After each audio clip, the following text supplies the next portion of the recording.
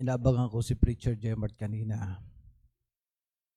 Kung papatayin na niya, wala nang pampito. Kasi ho, pagka mga 7 sehing, pagka ho pang-6, pinapatay na nila. Kaya paano nasambit yung pampito, namatay na sa pang-6? No ho? Okay, ngayon po sa ikapitong wika po ng ating Panginoon, sabi ho doon sa, pwede siguro tayo tayong lahat, ano? Dahil last saying na to para alam ko kung sino yung natutulog. Ayan. Kaya ako pinatayo kayo para ma-relax po tayo. Sabi ho dito sa Luke chapter 20 verse 46, and when Jesus had cried with loud voice, he said, Father, into thy hand I commend my spirit. And having said thus, he gave the ghost. Let's pray.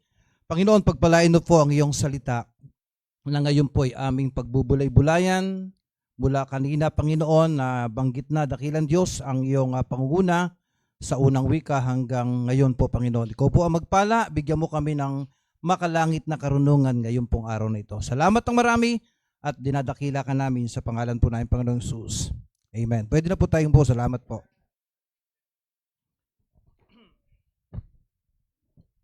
Alam nyo, yung ang Panginoong Jesus po ay nakapako sa krus. No? Halos 6 na oras po na siya'y nakapako.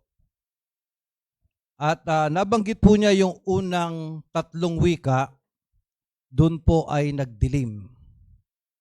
No? Nagdilim po yon. At binigkas niya po, mga kapatid, at yung mga katagang ito, alam nyo, 12:00 po ng tanghali, nagdilim po ito. Kung makikita natin bakit nagdilim, ano? At ang Panginoong Kristo ay binigkas niya, lalong nagdilim. Ang kanyang huling wika sa krus, sabi nga doon, Ama, sa mga kamay mo, ipinagtatagubiling ko ang aking espiritu.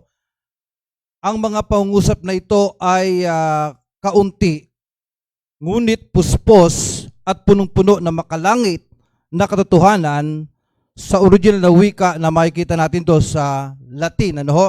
Yung tinatawag na emisset spiritum, na tinatawag po doon, ang Panginoon inutusan niya ang kanyang espiritu na talagang mamatay na. No? Binigay niya talaga ang kanyang buhay. Kaya mapansin natin, mula po sa unang wika na nabanggit, ay meron siyang tinatawag doon yung the prayer of forgiveness. No? Ama, patawarin mo sila sapagkat hindi nila nalalaman ang kanilang ginagawa. Until now, marami po hindi nila alam ang kanilang ginagawa. Kagabi lang po, lumabas ako, ang dami nagpapasa ng krus. Sino ang makapagliligtas? Sa katunayan, wala pong kwenta ang kanilang ginagawa, pinapalaki lang po nila ang kanilang kasalanan. Parang ganito lang yan. Halimbawa, merong kang niluto at pagkatapos binigyan mo ang kapitbahay mo. Pagkatapos na binigyan mo sa niluto mo, niluto ulit ng kapitbahay mo ang binigay mong luto at dinagdagan pa ng sangkap. Ano mararamdaman mo? May insulto ka.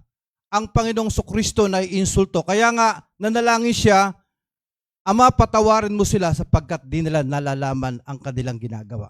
Pero ganun pa man, yung pangalawang wika, nag-promise naman ng Panginoon sa 20 sakal na magnanakaw, nakapako sa krus. Tama yung sinabi ni Preacher Jer kanina, na wala ka na magagawa dahil nakapako ka.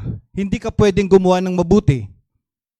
Hindi ka na pwedeng magpabaptize, hindi ka na pwedeng mamigay pa ng ayuda. Dahil nakapako ka.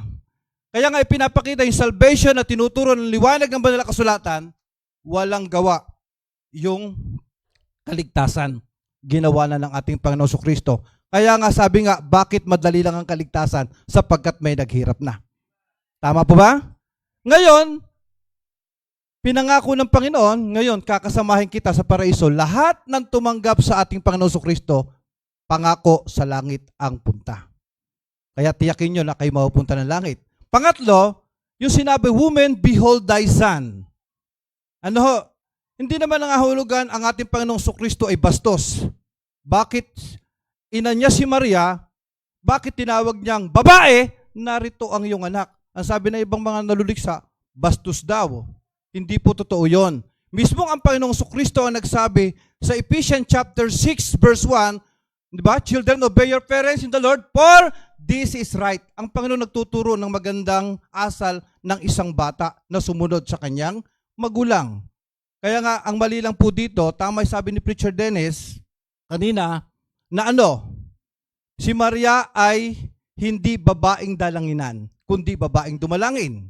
Hindi babaeng tagapamagitan, kundi babaeng pinagpamagitan ng ating Panginoon. Si Maria ay hindi babaeng tagapagligtas kung hindi siya iniligtas din.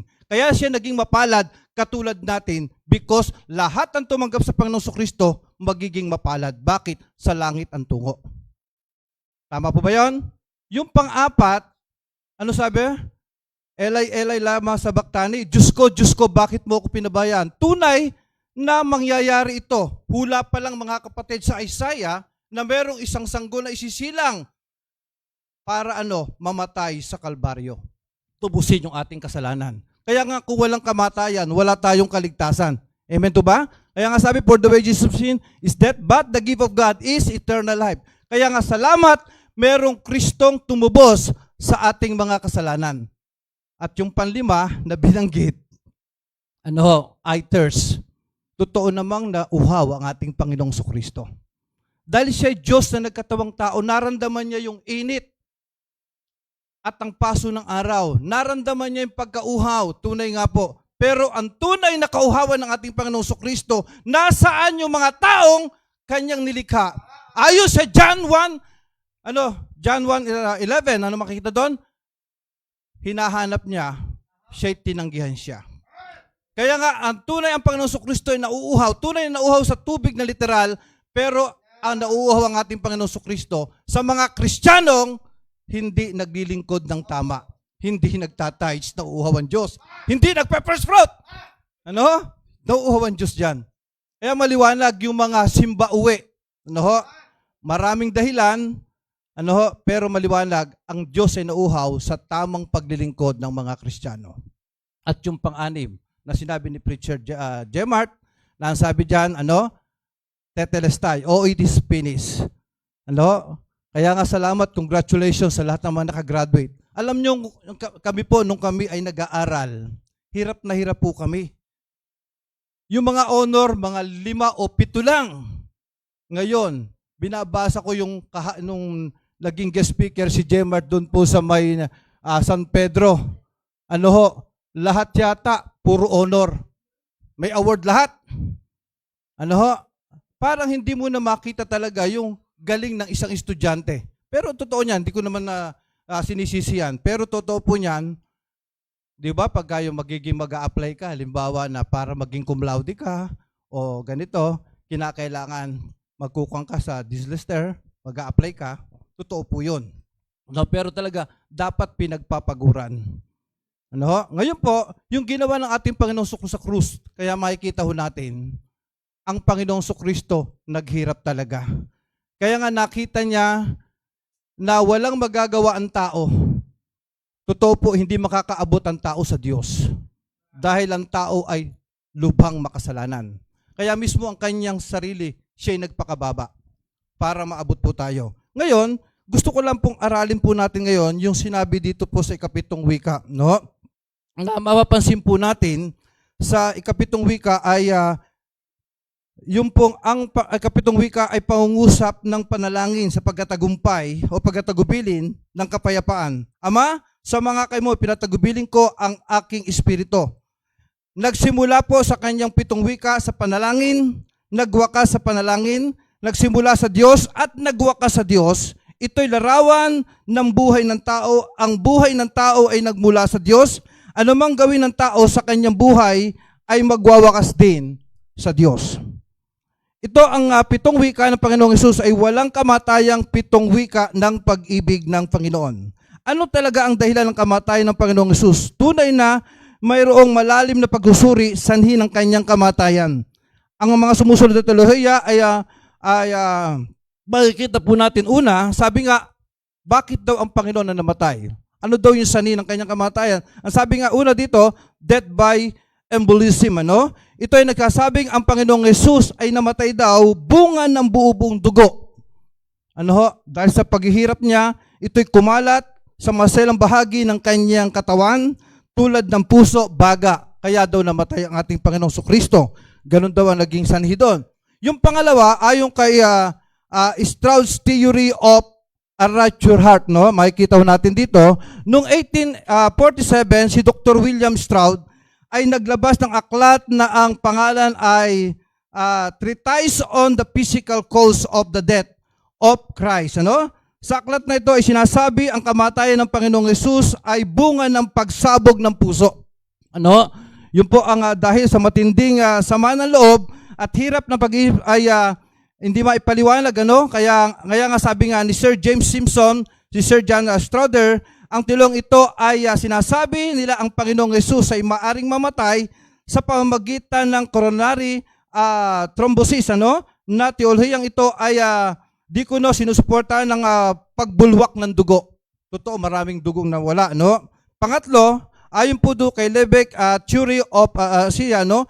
Pinaliwanag na ito'y buhat sa aklat na simula ni Dr. Fair Barbet, isang suhano ng Paris, France, ng kanyang aklat ay may pamagat na A Doctor of Calvary. Si Dr. Lebeck ay nanggagamot sa hospital ng St. Joseph's, Paris, at nagsasabi ang kamatayan ng Panginoong Jesus ay bunga ng mahigpit na tinatawag na pagkahatak ng kanyang dalawang kamay. Di ba?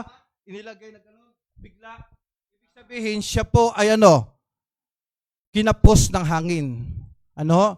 Kaya nga, yun po isa sa mga sanhi daw ng kanyang pagkamatay. Pang-apat po na dahilan daw ng kamatayan ng ating Panginoong Kristo, si Cameron theory o acute dilatation of stomach na tinatawag. Ang paniwalang ito ay tinuturo ni Lay Cameron ang kanyang pagsusuri sa pamamagitan ng how our Lord died, no? Iniharap niya sa International Congress ng Catholic Doctors sa Portugal noong Hunyo 1947 na sinasabing ang kamatayan ng Panginoong Jesus ay bunga ng shock. Ang shock na ito ay nagbunga ng paralyze po siya, no? Na sa paligid ng tiyan ay nagkaroon ng hangin. Kahalo ang madumi na matapang na tubig, ito daw ay nagdulot ng cardiac arrest. Yun po ang pang-apat na dahilan na kung bakit ang Panginoon namatay. Ikalima, ang kamatayan ay bunga ng pagkawala ng dugo. Ang napakaraming sugat ng Panginoong Hesus ay dinadaluyan ng napakaraming dugo.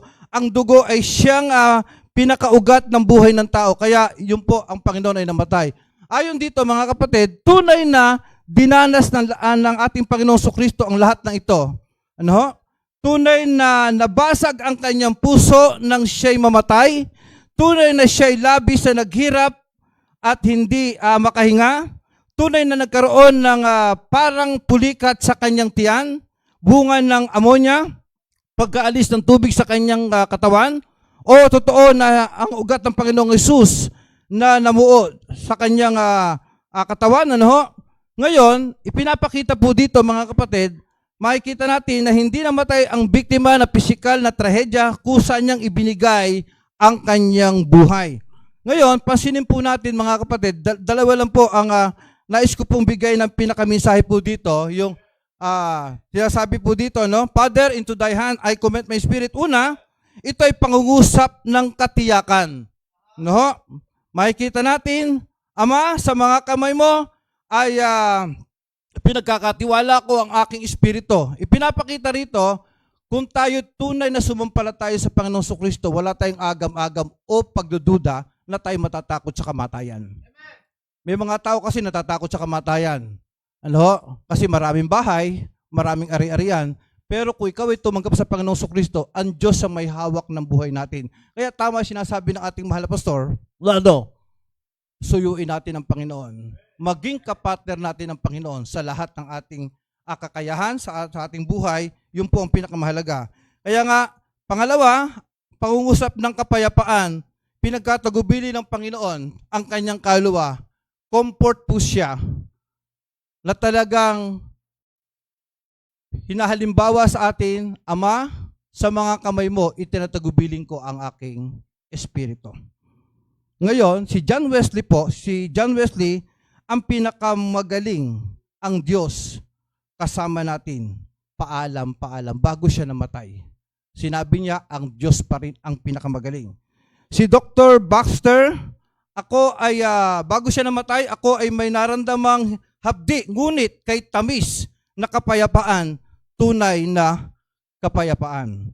Si Dr. Preston, purihin ang Diyos, bagamat ako inilipat ng aking tirahan, hindi naman ako magpapalit ng aking kasama. Kaya na nga, napakaganda, before namatay, yung pinakauli, nais ko bigay ito, yung biyanan ko bago namatay. Hindi siya perfectong biyanan, pero nakita ko paano siya tumanggap sa Panginoon, paano siya naglingkod. Kaya nga sabi niya, Jo, gusto ko ng complete rest. Alam ko kung ako'y mamatay sa Panginoon, before siyang namatay, kinomplete niya yung kanyang first fruit sa Panginoon.